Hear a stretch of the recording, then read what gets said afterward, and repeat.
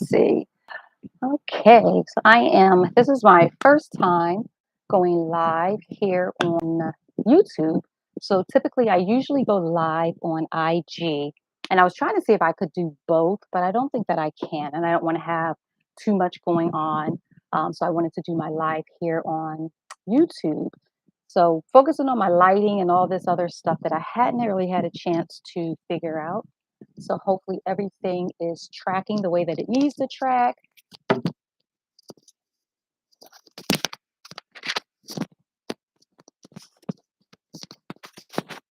Okay, okay, okay. Ah, sorry. Sorry, my headsets were all tangled. So hopefully everything is tracking the way that it needs to track. Let's see. Yeah, so we're just going to jump right into it. As you guys know, and if you don't know, my name is Dr. Kwanzaa Faleka Gibson. I am a PhD, not to be mistaken with a physician. I am a PhD, and every Monday at 8 p.m. Eastern Standard Time, I go live. I answer questions that have been sent to me via email or sometimes via different messenger platforms or message platforms. And so today, um, we are going live for the very first time here on YouTube. Like I said, I typically do, sorry, and this is very informal. So if you see me reaching for stuff, that's why, because it's super informal. So today is my first time going live here on YouTube. And so we'll kind of see how this plays out. I'm also recording on an additional device.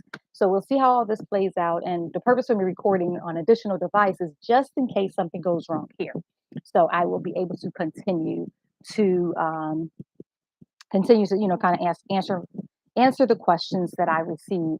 And so as mentioned, I get the questions. Either via email or through different messenger platforms, whether it be IG messenger platform or Facebook messenger platform, or usually email or one of those other platforms is where I get my questions. And everything that I answer here is always anonymous. So these are anonymously answered. And so you don't know who the questions are coming from. I don't attribute the questions to anyone. I think the idea one is answering the questions that the individual poses, and then also answering the questions that's been posed to me, but then also hoping that within that response there may be something that you guys receive that may be of interest or helpful, I should say, to maybe something that you're experiencing or something that you're going through. So I usually try not to take up too much time with the backstory, but because this is my first time on YouTube Live, I wanted to make sure that I kind of came and gave you guys just a little bit of backstory here. And I don't know if you're familiar with the platform Girlfriend Therapy. If you're here, then you're probably familiar with the platform. So I'm not going to belabor that too much. Let me see if I can get to my questions so we can just jump right into it. And I typically answer about 3 questions from the ones that I received. In addition to that, if we have time, if time permits, and if there are questions, I typically take a couple of questions live as well. So if there's anyone that would join us and they had a question that they drop in the chat, if it's appropriate, I will answer that question live as well. Again, no attribution, just answering the question based off of my understanding, my knowledge, my experience, and the like. So here we go. First question. What is this thing doing? Sorry, I'm trying to get rid of this thing off of my thing. I don't know why it's there.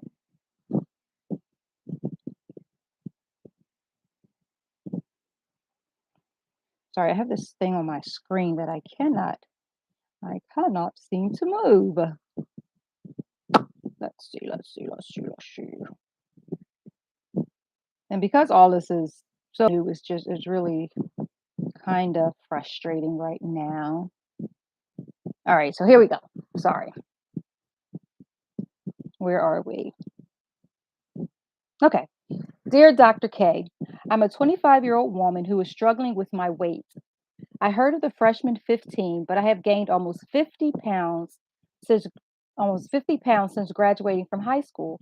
Between college and real life, I can't seem to get my body weight down. My life is really stressful from my job to my day-to-day adulting life. I'm stressed. I'm a stress eater for sure, and that is only adding to my weight gain. I feel like I'm a I feel like I'm in a vicious cycle of stress, weight gain, and misery. Sorry, I feel like I'm in a vicious cycle of stress, weight gain, and misery, and it is really making my life miserable. Please help. So this is an interesting question, and when I think about the freshman 15, I'm sure you guys are familiar. That's kind of the idea of when you go into college. Typically people will gain about 15 pounds during their freshman year. And for some people, once they get their schedule and get their balance and all that stuff, those 15 pounds will typically go, kind of burn off, just once they kind of get into their routine. But occasionally people might hold on to the weight a little bit longer. And there are a number of reasons why this might happen. Some of the reasons are the fact that you're away from home for the first time and maybe you're eating out, not getting mama's good cooking, as often, and maybe eating a little more fast food and things like that. So that could contribute to that whole freshman 15. And then, like she mentioned, that there's a stress factor to it as well. So you're, in college, you're away from home, for the first time, perhaps, not eating healthy, the stress of classes, stress of being on your own, maybe not taking care of yourself, maybe not sleeping well. There are a lot of contributing factors. Um, and then on top of it, they say that they're a stress eater as well. So they gained a freshman 15, and then after that, they're still, what is going on with my being? So they gained a freshman 15, but then even after that, they're still gaining weight. And so they mentioned that they gain weight not only because of oh, come on. I'm sorry, this thing just keeps doing what it wants to do. That they gain weight not only because of not only because of college, but they also gain weight because of, being a stress eater as well. And the fact that they recognize that it is a cycle is really interesting. So the fact that they recognize that it's a cycle that, where they're eating more, because they're stressed out, and then they're stressed because they're gaining the weight, and they're gaining the weight because they're eating. It's just kind of like that whole vicious cycle. And the best way to get off of that cycle, I would suggest, is first of all acknowledging that there is a cycle and that there's something that's happening. I think that's the first thing that you want to do. I think another thing that you can do is, recognize the fact that, I'm sorry, I'm going to try and set this up too, but recognizing the fact that, like I said, that you are stressed. I'm sorry, I'm trying to do too many things at once. So let me do this, and then I'll get back to my response, because I don't want to, and I don't even know if this is going to work. But I'm going to try something else, and I'm probably doing way too much. So I apologize in advance if I have to start and then stop. But I'm trying to do a couple of things. Trying to do a couple of things here. Here we go. Alrighty. Yep, there we go. All right. So, so getting back to the question, I think understanding or recognizing that there's a couple of things happening. I think one of those things, in addition to one or solutions, one of the things, in addition to recognizing that there is a problem, which is evidence in the fact that you sent the question in, and then recognizing that it is cyclical, that you're eating because you're stressed, and you're stressed because of life, and life is making you eat, and you're a stress eater, and how all those things play together, um, is very much an awareness of what's happening with you. So what I would recommend, first of all, after recognizing that there is an issue, which you've already done, I would then recommend trying to manage your stress. So if you identify stress as the key factor of why you're, gaining weight, then I would recommend first trying to manage weight or find ways to manage your stress. And before any of that, before you take any of my advice, for sure, I would recommend doing maybe a physical, like going to your doctor to get a physical to make sure that there's not something else that might be going on. But just kind of, zeroing in on the fact that if it is just weight gain through stress, and kind of get a physician's diagnosis in that regard, and make sure that there's not anything else, any other underlying factors that could be happening. So that would be the first thing. And if the doctor does say that, yeah, this is stress related, then I would recommend trying to manage your stress. And there are a lot of ways that you can manage your stress. Um, and you have to find a way that makes sense to you, but I'll just, share a couple of ways that you can manage your stress. One, I think, I don't want to say compartmentalizing, but dealing with whatever issue is in front of you, dealing with it as best you can. So, for example, if you have a situation at work, deal with that situation at work while you're at work. Don't bring it home. Don't sleep on it. Don't, um, lament over it. Just figure out whatever your solution is, commit to the solution, and then proceed to solving the issue, whatever it is. So the first thing is managing your stress. Other ways that you can manage your stress obviously is through exercise, um, through work life balance. So if you're working too much or too hard, definitely finding ways to not work as much and not work as hard. How do you say, work smarter, not harder? It sounds cliche, but definitely looking at ways to manage your workload. Um, what else? Other ways that, finding downtime, finding time and spending time with friends and family, doing things that, bring you joy, that makes you lighter on your feet. But then also, maybe the obvious is watching what it is that you eat.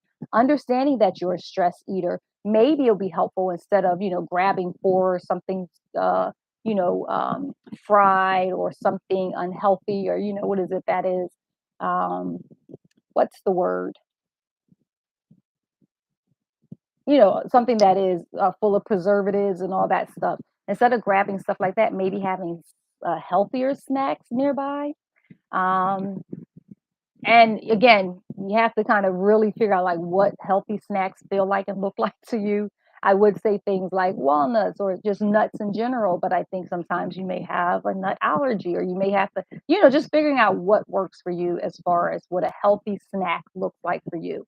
But we understand that healthy snacks in general are things that are not that does not have preservatives in it. So not a bag of chips, not cookies, not cake, not things like that, but just a healthy snack. And then I think working out, oddly enough, guys, I've been hearing this all my life, and I'm just like, phooey, like it doesn't work.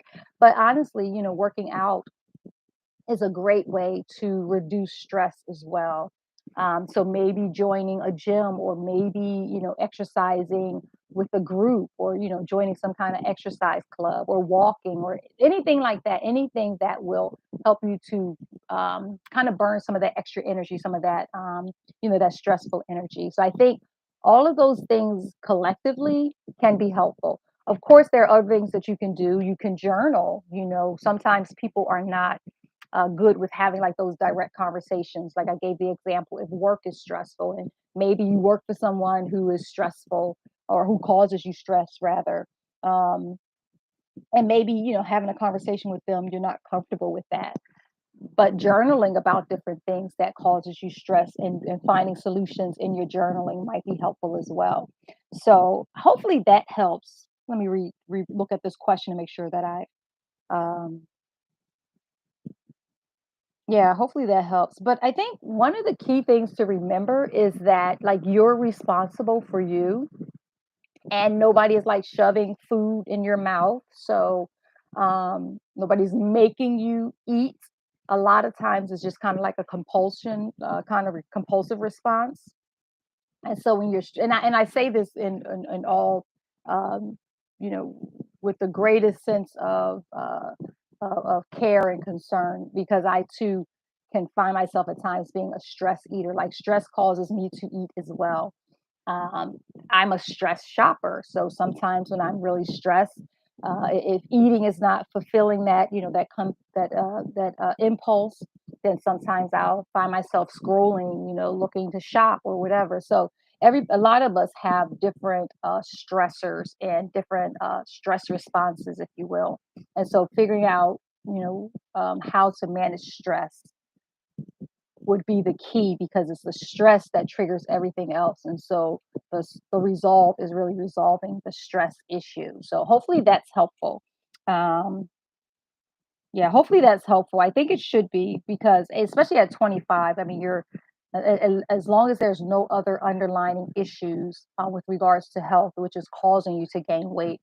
Like I don't know if you're on any medications that may cause you to cause weight gain, but a lot of those questions you can ask and talk to your doctor and get get those get that response in that way, or get that professional advice in that way. So hopefully all of that was helpful.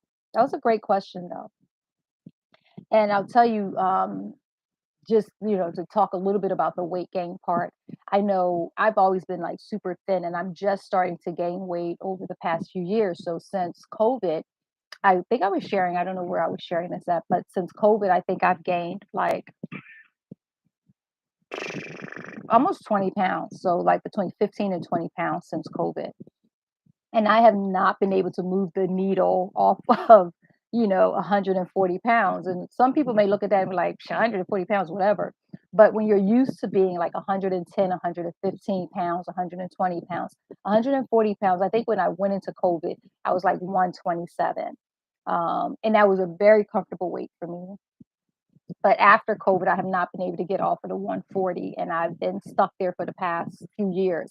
And even though I'm working out and different things like that, and then I'm older, so I think with along with the stress, the age, and all that stuff, it was just the timing for me where this weight gain kind of came, and even with that regard, one, making peace with it because I don't want to be miserable. I don't want to look at myself and say, oh, I can't lose weight or whatever, whatever. But really making peace with it and then making sure that underlined that I am healthy, that um, you know, that there's no other underlying issues, that the weight that I've gained is not causing any other side effects or any other issues. So I think that's really important as well. So I share that to say, just making sure that there's no other underlying issues and making sure that you are, talking with your physician and then putting things in place for yourself that will help you to manage the weight, manage your stress first and foremost. And then I think everything else will probably kind of fall back in line as well. So hopefully that was helpful. Okay, next question. Let me drink some. It's like when I'm talking, I tell you guys, it's crazy.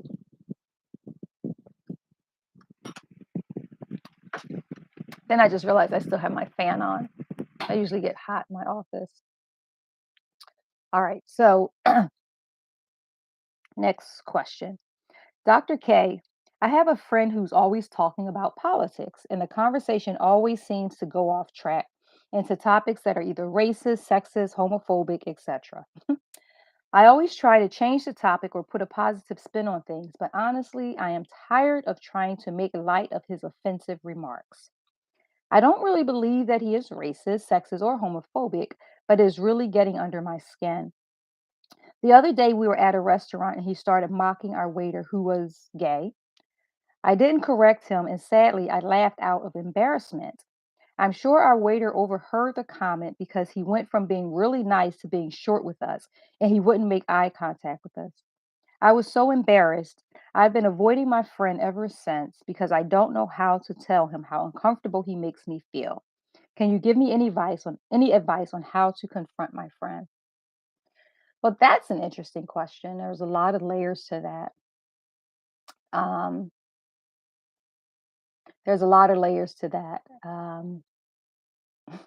Try to think where to begin.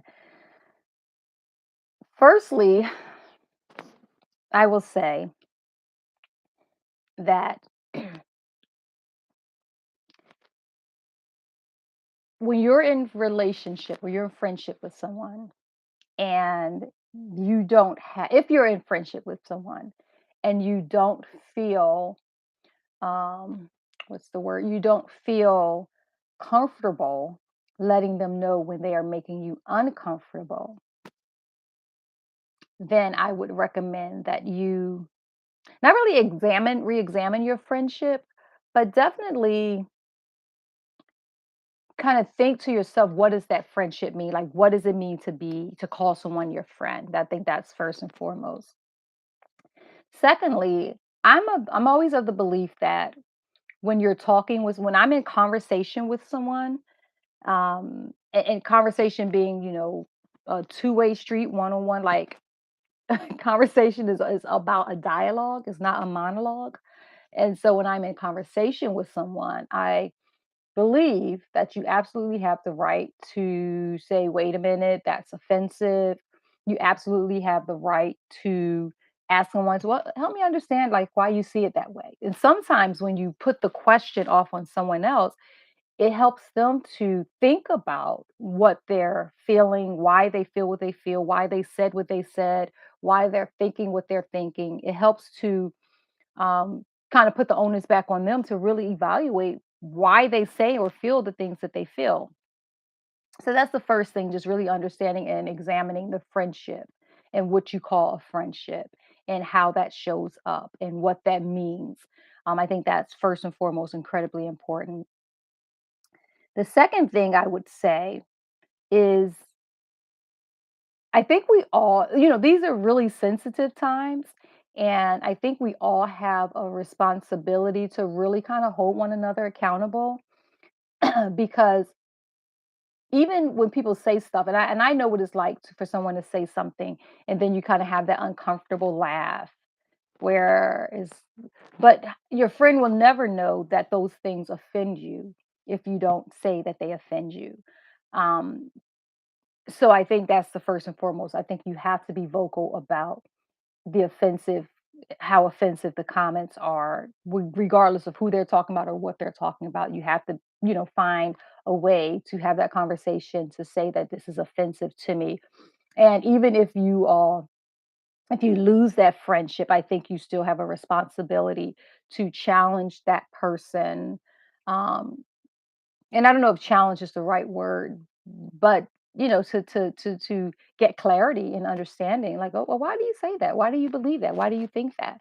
I remember having conversations like that there, because a lot of people have different views and different takes on the world. And I think politics is one of those conversations. And everything, I tell you, everything these days is so political. And if they're not political, people have a tendency to make them political. And politics is one of those topics where um, sometimes it can just be offensive because you see things different, you see the world differently. And but then there are some areas where it's just offensive because it just is. And so in those areas where it's just offensive because it is, if someone says something that's, racially insensitive or um, you know, uh, sexist or homophobic or whatever ism that they may lean towards, you having a conversation to say, well, why do you think that way? And really, like I said, challenging that thinking, I think, is important, especially if it's someone that you call a friend. Now, I'm not saying that you have to do that to people out, just out in the world that's doing stuff, but sometimes it could be even helpful then if if you're in, say, for example, if you're at a dinner party and there may be someone there that you're not necessarily friends with, but they're friends of the friend that invited you to this dinner party, and they say something that is offensive or homophobic. And sometimes you don't have to address it or present it in a way like out of anger. And I think that's sometimes where people don't recognize that you can have a conversation. And this is probably answering your further question, how do you confront? You can have a conversation with someone, a hard conversation, and it doesn't have to be hostile, it doesn't have to be aggressive. It doesn't have to be any of those things. Sometimes it's just a matter of, well, why do you think that way? Or why do you say that? Or help me understand like your perspective. I remember talking with this was years ago, talking with a colleague, and he was he had his political views, and I usually steer away from political conversations. But like I said, over the past few years, every conversation, some way, somehow, kind of seems to turn into a political conversation. But having this conversation with a colleague, and um, uh, he was talking about Obamacare, and he was adamant, like the taxes and the tax implications, like he just had real issues with it. And then a few years, and I was like, well, help me understand, like, why do you way? Why do you think it's think about it that way? And, he kind of gave his perspective. I didn't necessarily agree, but it was his perspective. I didn't find it offensive. He didn't say anything offensive. So maybe that's a little different. Um, but the point is, how do you navigate other people's opinions? Um, and make let me take a step back. The point is, how do you address a conversation? First of all, if someone's saying something that's offensive, then you have the right to say, "Man, that's pretty offensive." Or you could even say, "Man, that was racist." You know how you can just say that kind of joking, but not joking, but like really pointing it out for them to kind of pause and think. I think sometimes people just talk and if they just have a free form and free platform to just keep going, then they'll keep going until someone says, that was offensive." And causes them to pause and have to think about what it is that they said and why they said what they said. So I think you have the right to do that. If this person is your friend, you absolutely have the right to do that. And I would even say that, you have a level of responsibility to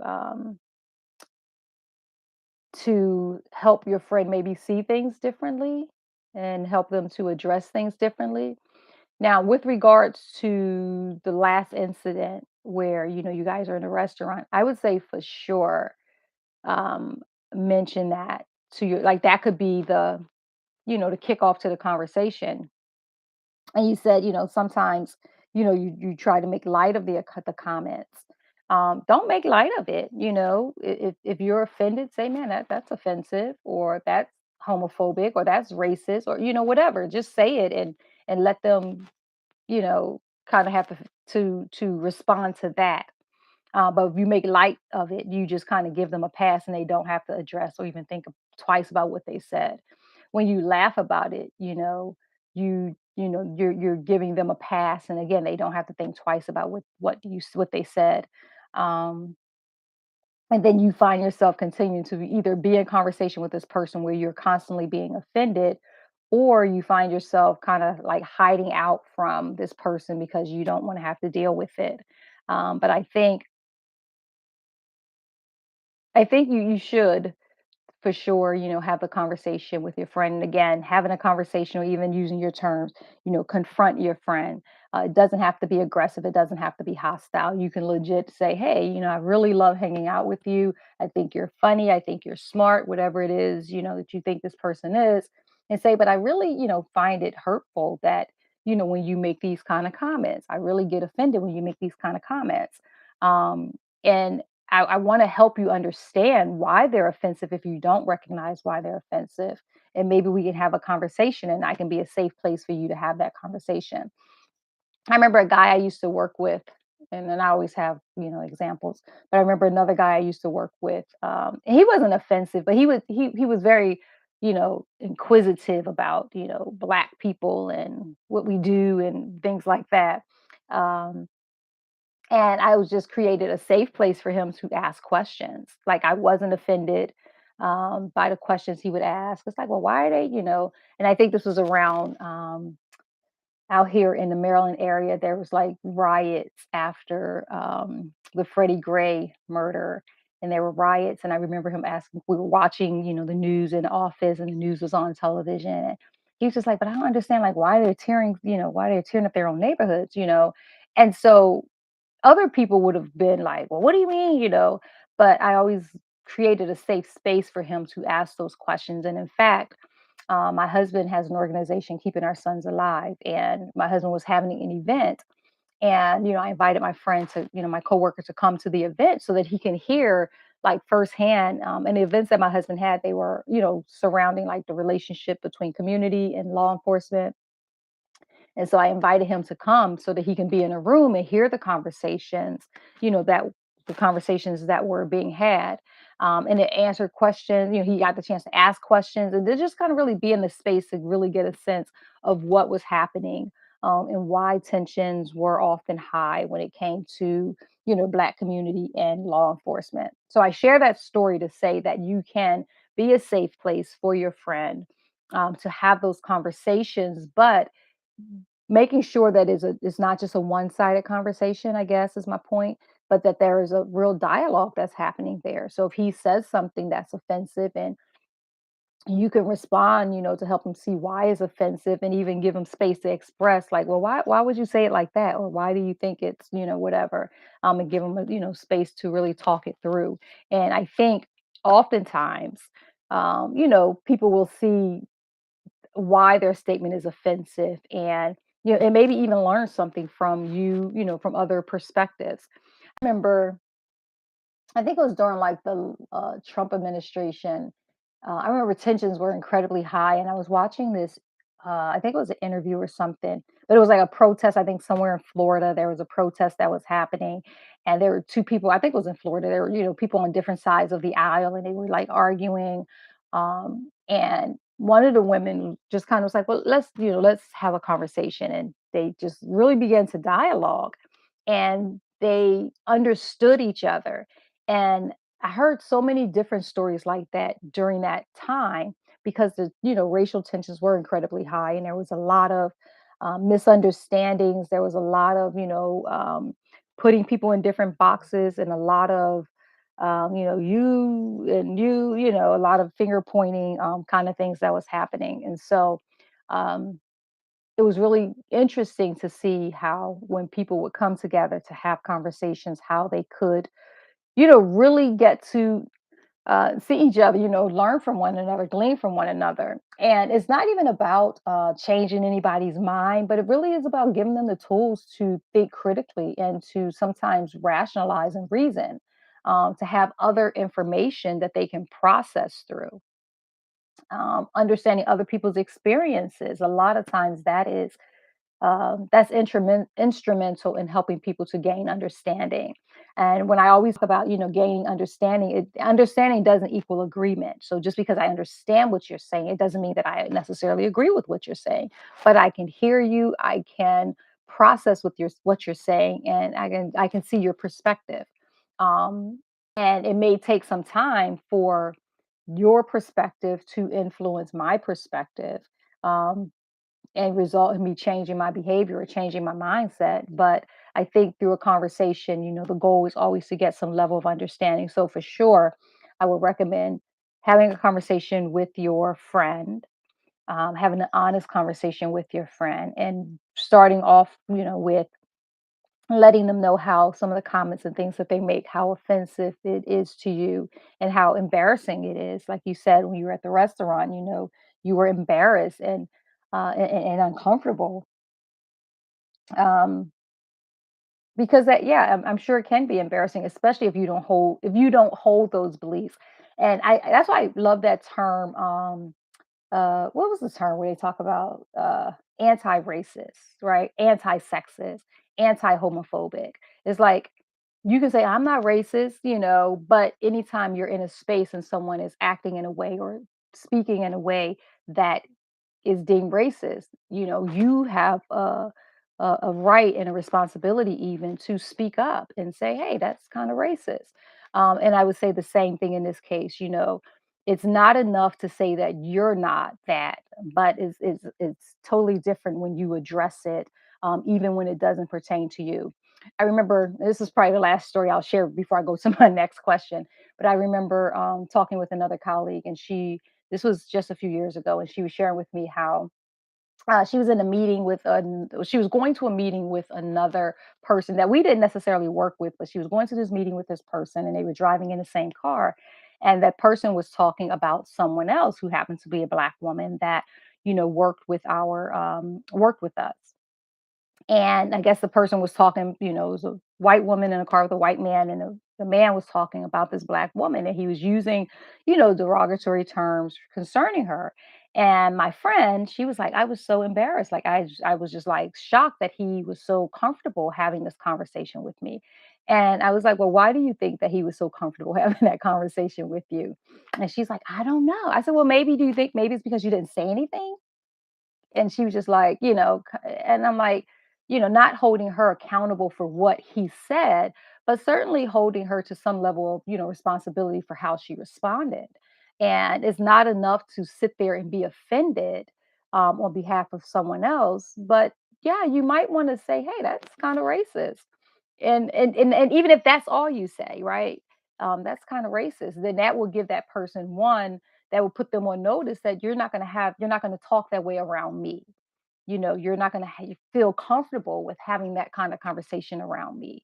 And I think that's something that we all can do, in support of other, marginalized groups or whatever the case may be. So that's just another example of how you could deal with, someone having those kind of making, those kind of remarks in your presence. There's other ways that you can deal with it and not feeling like you have to be confrontational, but letting them know.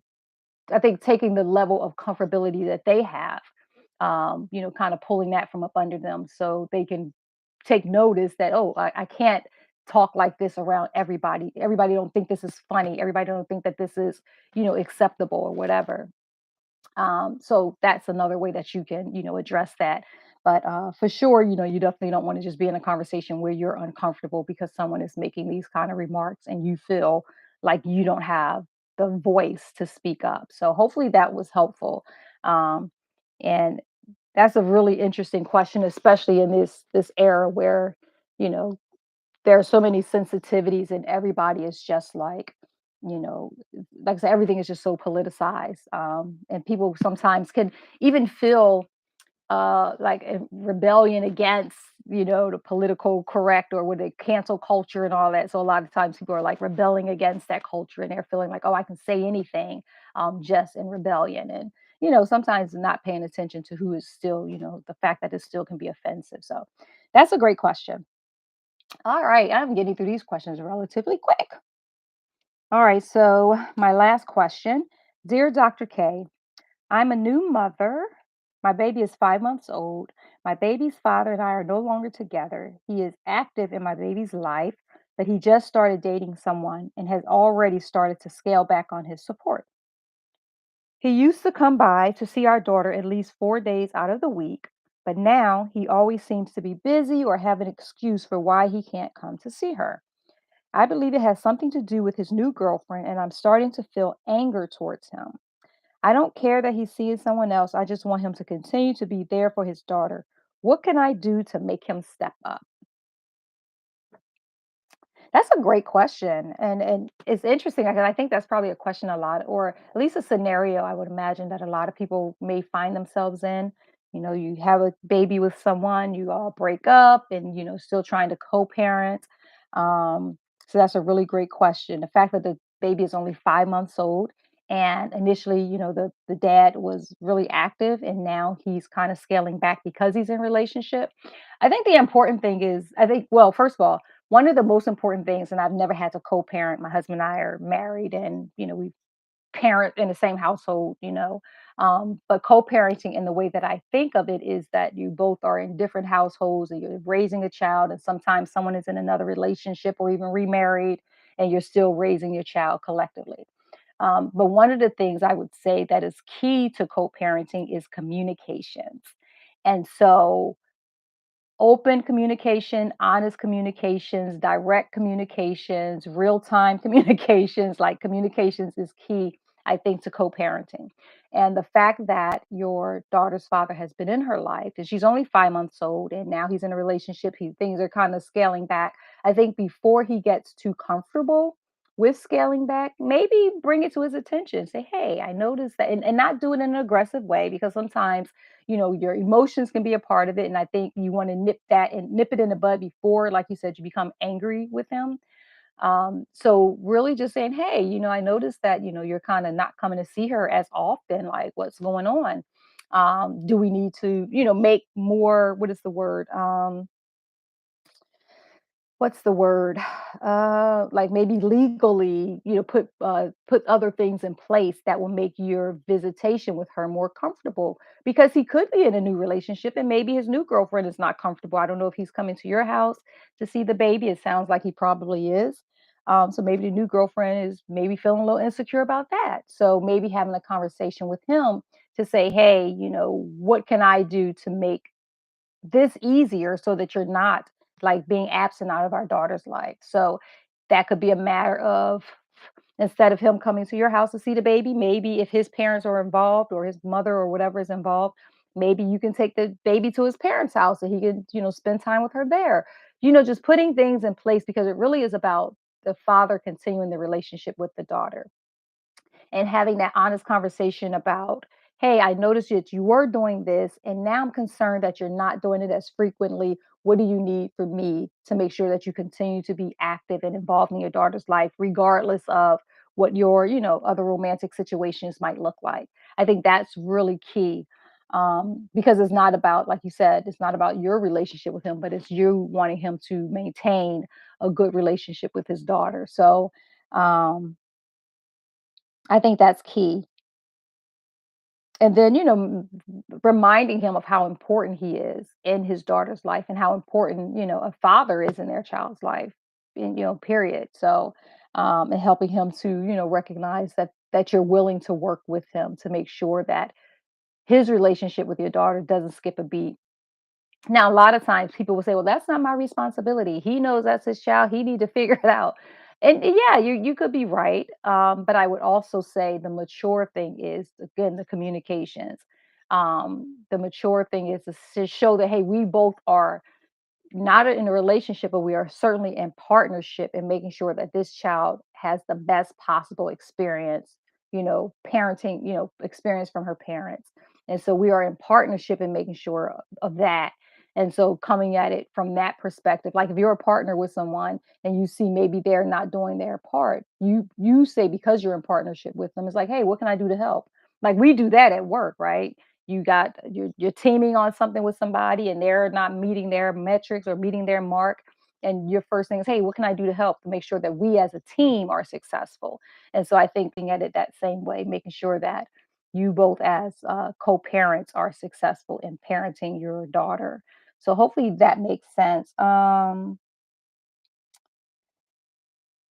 trying to see if there's other anything else I can add to that. No, I think that's I mean, pretty much a really easy and direct question, and really a simple way to deal with it. I think too often you find that,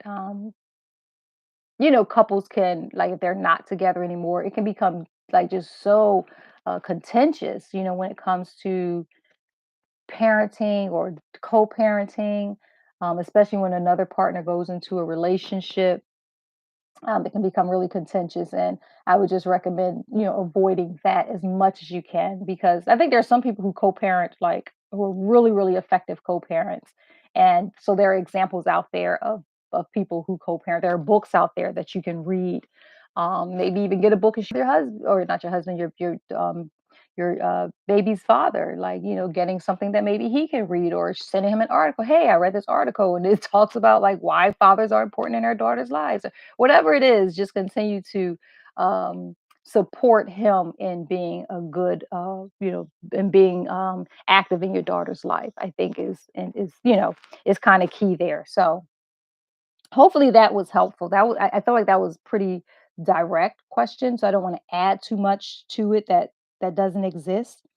You're a new mother, baby's 5 months old, and I think the reality is at some point, you'll probably start dating again as well. You'll probably get into a relationship as well, and I think you setting the tone now will kind of set the tempo for when you do start dating, and your daughter's father will see how you handle this situation, and supportingly, and then that will hopefully give him the cue to, be supportive when you find yourself perhaps in a dating situation, and you want him to be able to, coexist with you and your new boo, your new mate or whatever.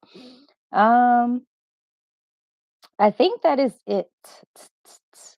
Yeah, I think that was it.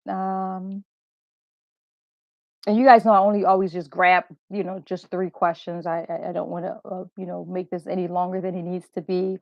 I was looking on. I'm kind of recording on a couple of different platforms. Like right now, I'm on IG Live. I'm trying to see if there's any questions there. I don't see any. I'm on. And try to wave. I think I can wave. um, and I'm on YouTube Live as well, and I don't see any questions there. So I think, let me see. I'm trying to think if there's anything else I want to add to any of these questions that I already answered. Talked about weight gain. Talked about a friend who's always going to political conversations that get off topic and turn into racist, sexist, homophobic conversations. And talked about a new mother. Yeah. So I think that's it, guys. I usually try not to belabor these conversations too long. I always set aside an hour, but if it doesn't take an hour, that's fine. I like to just kind of get in, answer the questions, and get out. And so I think with that, I'm going to try for the next couple of weeks. I'm going to continue to do the YouTube live and see how that pans out. I'll continue to do Instagram live, maybe just to kind of see how the two measure, especially this week, see what the results are. So if I get more, I feel like I'll probably get more views on YouTube. Excuse me, but I'll just see and kind of measure the two and see how that works. I'm also recording so that I can share maybe clips from the conversation as well. So, but I'll continue to try to do it on this platform in this way, this format rather, for the next maybe couple of weeks, just to kind of see what the response is. But I feel like I'm going to probably lean more to doing it on YouTube Live, um, moving forward. But we'll see. We'll see. So next week, Monday, 8 p.m. Eastern Standard Time, you'll probably find me on both YouTube Live and Facebook Live. But for now, thank you guys so much for joining me. Thank you for letting me interrupt your day. And until next time. Oh, let me before I even do that, I'm going to do my sign off. Like I said, all questions are answered anonymously. You can send your questions to Kwanzaa@girlfriendtherapy.org. That's Kwanzaa@girlfriendtherapy.org, or you can go to our website at girlfriendtherapy.org to find our email addresses and all that stuff, and you can get questions to me, or you can send me questions, especially on IG Live. You can message me your questions, and we kind of sanitize it to take out any names or anything, but we'll answer them all anonymously. So definitely send your questions, and they may make it on to one of our live streams. So thank you guys again for letting me interrupt your day, and until next time, blessings.